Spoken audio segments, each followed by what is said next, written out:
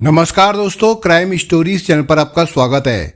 दोस्तों, आज की जो ये क्राइम की घटना है वो है मधुबनी, बिहार से। 12 साल की नैन्सी बचपन की देहरी लांघकर किशोरावस्था में कदम रख रही थी। वो हंसती थी तो उसके मुंह से फूल झड़ते थे और बोलती थी तो ऐसा लगता था जैसे उसके हर शब्द से चंचलता टपक रही हो।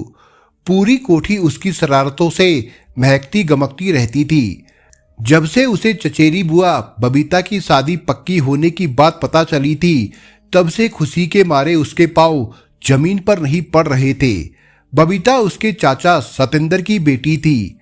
नैन्सी कुमार रविंद्र नारायण झा की बड़ी बेटी थी। रविंद्र नारायण का परिवार बिहार के मधुबनी जिले की तहसील फूलपरास के थाना अंद्रामठ क्षेत्र में आने वाले गांव महादेव मठ में रहता था।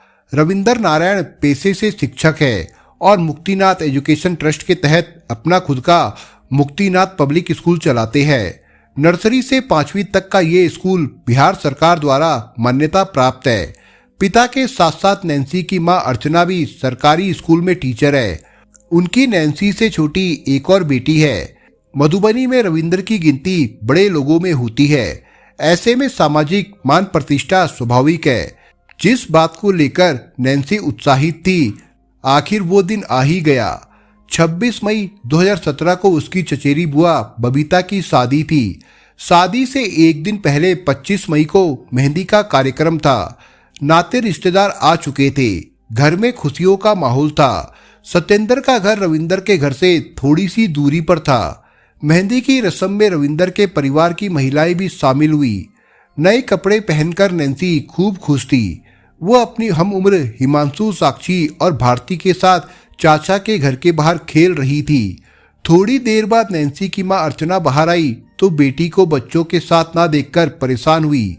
उनके पूछने पर बच्चों ने बताया कि नैन्सी यहीं कहीं होगी। थोड़ी देर पहले तक तो हमारे साथ ही खेल रही थी। बच्चे फिर से खेलने में मस्त हो गए। उधर अर्चना ने घर का कोना कोना छान मारा, लेकिन नैन्सी कहीं नजर नहीं आई। तभी किसी ने बताया कि उसने नैन्सी को 6:30 बजे के करीब घर की ओर जाते देखा था। ये सुनकर अर्चना को थोड़ी तसल्ली हुई कि नैन्सी घर चली गई है।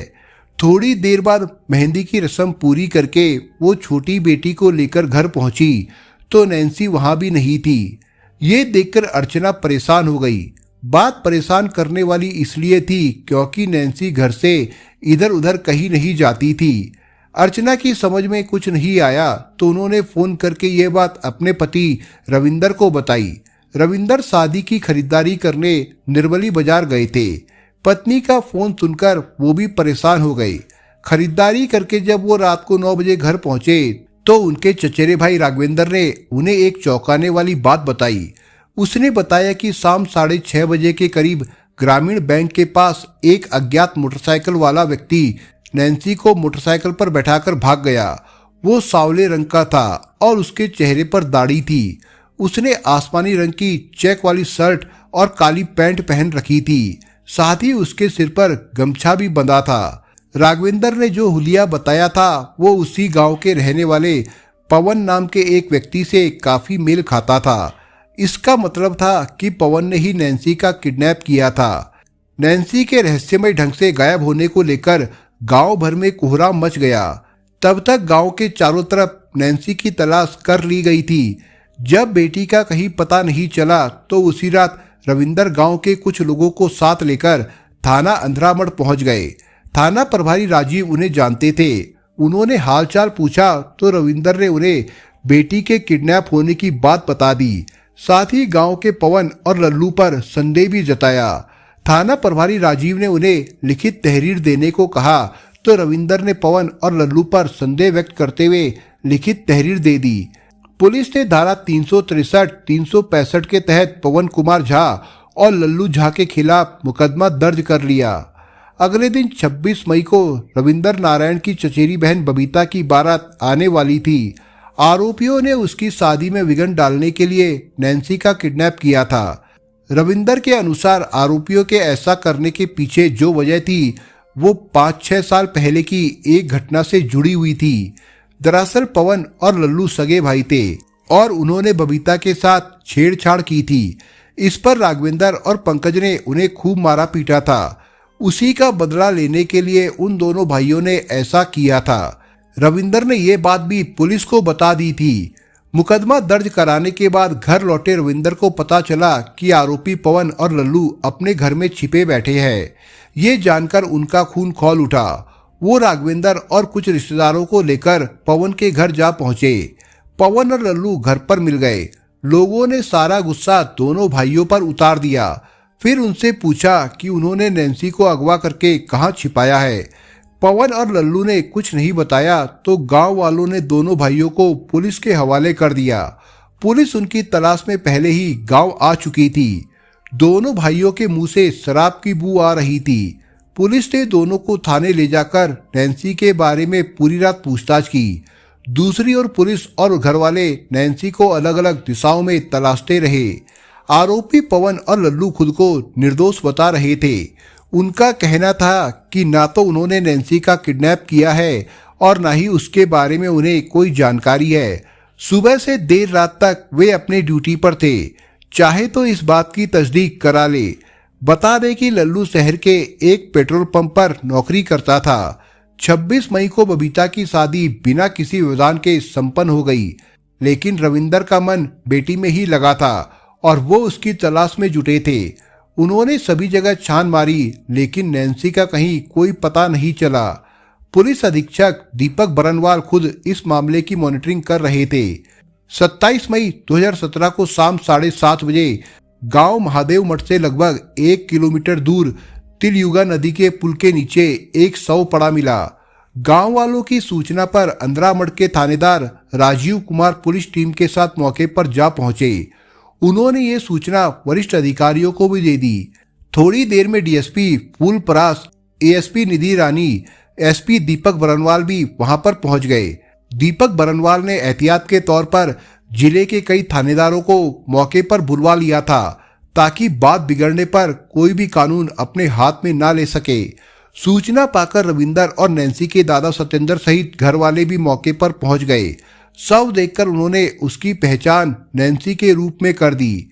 3 दिन से लापता नैन्सी शव बनकर सामने आई थी। उसका शव मिलते ही गांव में सनसनी फैल गई। रविंदर के घर में कोहराम मच गया। मासूम नैन्सी का शव जिस स्थिति में बरामद हुआ था, वो वाकई सभ्य समाज के लिए रोंगटे खड़े करने वाली बात थी। शव फूलकर पूरी तरह से छत विच्छित हो चुका था। उसके शरीर पर तेजाब डालकर जलाए जाने के निशान नजर आ रहे थे। चेहरा बुरी तरह से झुलसा हुआ था। उसके दोनों हाथों की नसें कटी हुई सी लग रही थी। यही नहीं, उस मासूम के साथ बलात्कार की आशंका से भी इनकार नहीं किया जा सकता था। हत्यारों ने उसका गला भी बड़ी निर्ममता से रेता था। नैन्सी का शव मिलने के बाद पुलिस ने किडनैपिंग के केस में धारा 302, 201, 120 भी और जोड़ दी थी। पुलिस ने प्राथमिक कार्रवाई करके शव पोस्टमार्टम के लिए जिला अस्पताल भिजवा दिया था। नैन्सी के घरवालों के शक और बयान के आधार पर हिरासत में लिए गए दोनों आरोपियों लल्लू और पवन झा से पूछताछ करके बाद में उन्हें जेल भेज दिया गया। नैन्सी हत्याकांड चर्चाओं में आ चुका था। सोशल साइट्स कैंपेन के बाद लोगों में बढ़ते आक्रोश को देखकर शासन प्रशासन सख्ते में था। घटना के 2 दिन बाद जब पोस्टमार्टम रिपोर्ट आ गई तो पुलिस ने प्रेस कॉन्फ्रेंस की, जिसमें एसपी दीपक बरनवाल ने बताया कि पोस्टमार्टम से दुष्कर्म, नस काटने, गला रेतने या एसिड अटैक जैसी बातें प्रकाश में नहीं आई है। पोस्टमार्टम रिपोर्ट के अनुसार नैन्सी की हत्या लगभग 72 घंटे पहले की गई थी। उसकी मौत का कारण गला दबने से सांस रुक जाना था। पोस्टमार्टम 3 डॉक्टरों की टीम ने किया है, जिसमें 2 महिलाएं और 1 पुरुष शामिल थे। लेकिन नैन्सी के घरवालों ने ये कहकर पोस्टमार्टम रिपोर्ट को मानने से इनकार कर दिया कि रिपोर्ट के साथ छेड़छाड़ की गई है, जबकि नैन्सी की नस काटी गई थी और उस पर एसिड डाला गया था। पोस्टमार्टम में इस बात का कहीं जिक्र नहीं है। नैन्सी हत्याकांड ने मधुबनी ही नहीं पूरे बिहार को हिलाकर रख दिया था।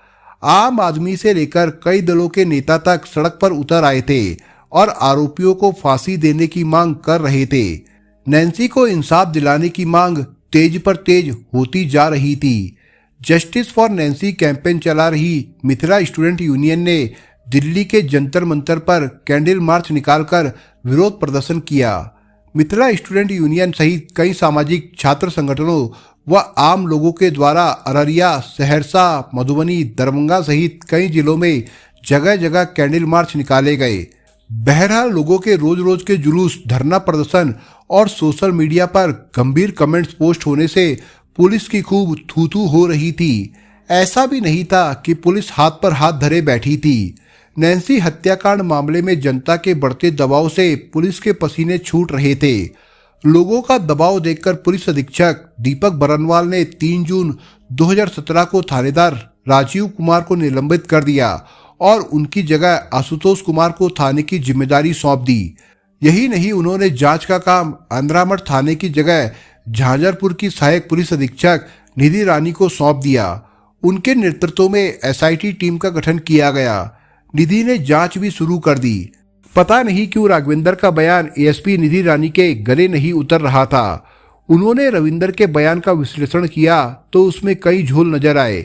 मसलन एक अकेला युवक 12 साल की किशोरी का कैसे किडनैप कर सकता था। किडनैपिंग के समय नैन्सी ने विरोध भी जरूर किया होगा। विरोध किया होगा तो वह अपने बचाव के लिए चिल्लाई भी होगी, लेकिन बताई गई जगह पर एक भी ऐसा गवाह नहीं मिला जो राघवेंद्र के बयान को तस्दीक कर पाता। इसका सीधा मतलब ये था कि वो झूठ बोल रहा था। इन सवालों के साथ निधि रानी ने उस पेट्रोल पंप के सीसीटीवी के फुटेज की जांच की जहां लल्लू नौकरी करता था। फुटेज देखकर निधि हैरान रह गई। राघवेंद्र ने जिस समय लल्लू द्वारा नैन्सी के किडनैप किए जाने की बात कही थी, उस समय वो सीसीटीवी के फुटेज में पेट्रोल पंप की ड्यूटी करता हुआ नजर आ रहा था। ये संभव नहीं था कि एक व्यक्ति एक समय पर 2 अलग अलग जगह पर उपस्थित हो। सीसीटीवी कैमरे की फुटेज ने जांच की दिशा ही बदल दी और शक के दायरे में खुद राघवेंद्र आ गया। सीसीटीवी फुटेज से नैन्सी हत्याकांड की गुत्थी पूरी तरह उलझ गई। जांच अधिकारी एएसपी निधि रानी उलझी हुई कड़ियों को सुलझाने में जुट गई। एक मुखबिर ने उन्हें ऐसी सूचना दी कि वो चौंक गई। सूचना में उन्हें बताया गया कि जिस दिन बबीता की बारात आई थी उस दिन राघवेंद्र घर पर ही था। वो ना तो घर से बाहर निकला था और ना ही बारात में शामिल हुआ था, जबकि उसकी सगी बहन की शादी हो रही थी। इसके साथ ही मुखबिर ने एक और चौंकाने वाली बात ये भी बताई कि नैन्सी की हत्या घर की एक महिला के अवैध संबंधों को छिपाने के लिए की गई थी। नैन्सी इस बात को जानती थी। उस महिला को अपने अनैतिक रिश्ते का राज खुलने का डर सताने लगा था, इसलिए उसने सोची समझी साजिश के तहत उसे रास्ते से हटवा दिया था। इस शक के दायरे में बबीता भी आ रही थी। अब मामला काफी पेचीदा और गंभीर हो गया था। निधि रानी ने यह बात पुलिस अधीक्षक दीपक बरनवाल को बताई तो वो हैरान हुए। ये बात सोचने वाली थी कि जिसकी बहन की बारात आई हो वो घर में रहते हुए भी उसमें शामिल ना हो। एसपी दीपक ने निधि रानी को निर्देश दिया कि राघवेंद्र को हिरासत में लेकर पूछताछ करे। शक के आधार पर 5 जून 2017 को एएसपी निधि रानी ने राघवेंद्र और पंकज झा सहित 6 लोगों को हिरासत में ले लिया। पुलिस उन्हें थाना अंद्रामठ ले आई। उन लोगों से अलग अलग सख्ती के साथ पूछताछ की गई। पूछताछ में राघवेंद्र और पंकज बार बार अपना बयान बदलते हुए पुलिस को इधर उधर घुमाने की कोशिश करते रहे। इससे दोनों एएसपी निधि रानी के शक के दायरे में आ गए। पूछताछ के बाद उन दोनों को छोड़कर शेष 4 लोगों को जाने को कह दिया गया। शतरंज जैसे इस खेल में निधि रानी ने आखिरी दाव में पूरी बाजी ही पलट दी। नैन्सी जिन 3 बच्चों के साथ खेल रही थी उन तीनों ने निधि के सामने इस मामले की कलई खोल दी थी। इसके बाद राघवेंद्र और पंकज के सामने सच बोलने के अलावा कोई रास्ता नहीं बचा था। अंततः दोनों ने कानून के सामने घुटने टेक दिए और भतीजी की हत्या करने का जुर्म कबूल कर लिया। चचेरी भतीजी नैन्सी की हत्या में दोनों आरोपी चाचाओं के इकबालिया बयान के बाद एएसपी निधि रानी और एसपी दीपक बरनवाल ने संयुक्त प्रेस वार्ता की। एक पखवाड़े से सुर्खियों में रहे नैन्सी हत्याकांड का खुलासा करते हुए एसपी दीपक ने संवाददाता को बताया, नैन्सी हत्याकांड का मास्टरमाइंड उसका चचेरा चाचा राघवेंद्र झा है। राघवेंद्र और पंकज के खिलाफ पुख्ता सबूत मिले हैं। दोनों के बयानों में समानता भी नहीं है। साथ ही जो सबूत मिले हैं वे संकेत दे रहे हैं कि ये परिवार झूठ बोल रहा है। जिन 2 लोगों को आरोपी बनाकर एफआईआर में नैन्सी के किडनैपिंग का जो समय दर्ज कराया गया था उस समय उनमें से एक लल्लू झा पेट्रोल पंप पर काम करता पाया गया। नैन्सी का किडनैप नहीं बल्कि हत्या हुई थी। बरनवाल ने आगे बताया कि जिस समय नैन्सी के गायब होने की बात बताई गई, जांच के दौरान पता चला कि गायब होने के समय राघवेंद्र व पंकज मौके पर थे। पूछताछ के दौरान इस बात की जानकारी नैन्सी के साथ खेलने वाले बच्चों ने दी थी। उन्होंने ये भी बताया था कि जांच के दौरान एसआईटी ने घटना के दिन का दोबारा सीन क्रिएट किया।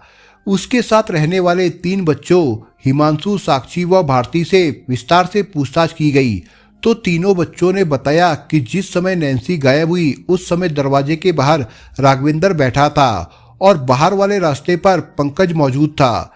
ऐसे में किसी बाहरी व्यक्ति का घर में आने का सवाल ही नहीं था। राघवेंद्र और पंकज ने अपने जुर्म कबूल कर लिए हैं। प्रेस कॉन्फ्रेंस के बाद पुलिस ने उसी दिन दोनों आरोपियों राघवेंद्र झा व पंकज झा को झंझारपुर कोर्ट में एसडीएम शिव प्रसाद शुक्ल के न्यायालय में पेश किया। अदालत ने दोनों आरोपियों को 14 दिनों की न्यायिक हिरासत में भेज दिया। पुलिस को दिए आरोपियों के बयानों के बाद कहानी कुछ इस तरह से सामने आई। रविंदर के पिता देवानंद झा के चचेरे भाई है सतेंद्र झा। दोनों भाइयों के अपने अपने परिवार है। 5 साल पहले 2012 की बात है। रविंदर के माँ बाप उत्तराखंड घूमने गए थे। 25 मई 2012 की शाम 6 बजे के करीब दोनों की रहस्यमयी परिस्थितियों में मौत हो गई। आज तक दोनों की मौत पर रहस्य की चादर लिपटी हुई है। माँ बाप की मौत के दुख से रविंदर और उनका परिवार अभी तक नहीं उभर पाया था। रविंदर की 2 बेटियों में नैन्सी बड़ी थी और काफी समझदार व चुलबुली थी। नैन्सी अपने चचेरे बड़े दादा सतेंद्र झा के साथ काफी घुली मिली थी। सतेंद्र भी उससे बहुत प्यार करते थे। सतेंद्र झा के 4 बच्चों में 2 के नाम राघवेंद्र और बबीता। राघवेंद्र बचपन से ही उग्र स्वभाव का था। बबीता काफी खूबसूरत और चंचल स्वभाव की थी। सन 2012 की बात है। एक दिन बबीता किसी काम से कहीं जा रही थी, तभी उसे गांव के रहने वाले लल्लू झा ने बबीता के साथ छेड़छाड़ कर दी। कहीं से राघवेंद्र और उसके भाइयों को इसकी भनक लग गई। झा भाइयों ने लल्लू के घर में घुसकर लात घूंसों से उसकी पिटाई की। उसके बाद लल्लू बबीता को जब भी देखता अपना रास्ता बदल देता था। बात आई गई हो गई। धीरे धीरे 5 साल बीत गए। इस बीच बबीता का गांव के ही एक लड़के से प्रेम संबंध बन गया। इस बात की जानकारी परिवार वालों को भी मिल गई थी। झा परिवार एक रसूखदार परिवार था। जिले भर में उनका नाम था। उनकी छोटी सी बात भी सुर्खियों में आ जाती थी। इसलिए परिवार वालों ने इज्जत की बात समझकर इसे दबाकर रखा। कहीं से मासूम नैन्सी को इसकी भनक लग गई। वो बुआ के प्रेमी रिश्ते की हकीकत जान गई थी। बबीता को इस बात का डर सताने लगा था कि कहीं नैन्सी ये राज किसी के सामने ना खोल दे। इधर 26 मई 2017 को बबीता की शादी पक्की हो गई थी। सूत्रों के मुताबिक परिवार वालों को कहीं से ये भनक लग गई थी कि 5 साल पुरानी छेड़छाड़ वाली घटना में पिटे दोनों भाइयों लल्लू और पवन झा ने शादी में बाधा डालने की योजना बना रखी है। राघवेंद्र और पंकज चाहते थे कि बहन की शादी में किसी तरह की कोई बाधा ना आए। इसके लिए वो हर बाधा से निपटने के लिए तैयार थे। शादी के एक दिन पहले 25 मई को बबीता की मेहंदी की रस्म थी। नैन्सी बुआ बबीता की शादी को लेकर काफी खुश थी, लेकिन बबीता के चेहरे पर वो खुशी नहीं थी जो शादी को लेकर लड़की के चेहरे पर होनी चाहिए। जैसे अंदर ही अंदर उसे कोई बड़ा डर खाए जा रहा हो। नैन्सी माँ और छोटी बहन के साथ अपने घर से मेहंदी के कार्यक्रम में शामिल होने के लिए आई। रविंदर नारायण घर के दूसरे सदस्यों के साथ बारातियों के खाने पीने के सामानों की खरीदारी करने निर्मली बाजार गए थे। उनके घर से बबीता का घर थोड़ी दूरी पर था। नैन्सी अपने दोस्तों हिमांशु, साक्षी व भारती के साथ घर के बाहर खेलने लगी। बाद में खेलते खेलते बच्चे अंदर कमरे में पहुंच गए। कमरे में बबीता बैठी हुई थी। नैन्सी बबीता के पास ही रखी एक चौकी पर बैठ गई। तभी अचानक बिजली चली गई। नैन्सी के साथ हिमांशु भी था। बबीता ने हिमांशु को टॉर्च देकर घर के दूसरे कमरे में भेज दिया। थोड़ी देर बाद हिमांशु वापस लौटा तो नैन्सी गायब थी और बबीता अकेली बैठी थी। बच्चों के अनुसार जब वे कमरे से बाहर निकले तो बरामदे में कुर्सी पर राघवेंद्र को बैठा देखा, जबकि पंकज घर से बाहर जाने वाले रास्ते पर चहलकदमी कर रहा था। बच्चे वापस लौटकर फिर कमरे में आए और बबीता से नैन्सी के बारे में पूछा। उसने बच्चों को डांटकर भगा दिया। तब तक बिजली आ गई थी। बच्चों ने नैन्सी को पूरे घर में तलाश किया, लेकिन उसका कहीं पता नहीं चला। अचानक लापता हुई नैन्सी को घर के बाहर और आसपास सभी जगह तलाश किया, लेकिन उसका कहीं पता नहीं चला। बाजार गए रविंदर को नैन्सी के रहस्यमय ढंग से गायब होने की सूचना दे दी गई थी। वो भी घर वापस लौट आए थे। तब तक रात के 9 बज गए थे। राघवेंद्र ने रविंदर को बताया कि उसने लल्लू को मोटरसाइकिल से नैन्सी को किडनैप करके ले जाते देखा था। जब तक वो उसके पास पहुंचता तब तक वो भाग चुका था। घर में शादी का माहौल था। नैन्सी के अचानक गायब होने से खुशियों में खलल पड़ गई थी। राघवेंद्र के बयान के आधार पर लल्लू और उसके भाई पवन को उसी रात हिरासत में ले लिया गया था। पूरी रात नैन्सी की खोजबीन जारी रही, लेकिन उसका कहीं पता नहीं चला। अगले दिन बबीता की शादी थी। राघवेंद्र घर में मौजूद होने के बावजूद बहन की शादी में शरीक नहीं हुआ। सोची समझी रणनीति के तहत ही राघवेंद्र ने बबीता की शादी में लल्लू और पवन द्वारा व्यवधान पैदा करने की अफवाहें फैलाई थी।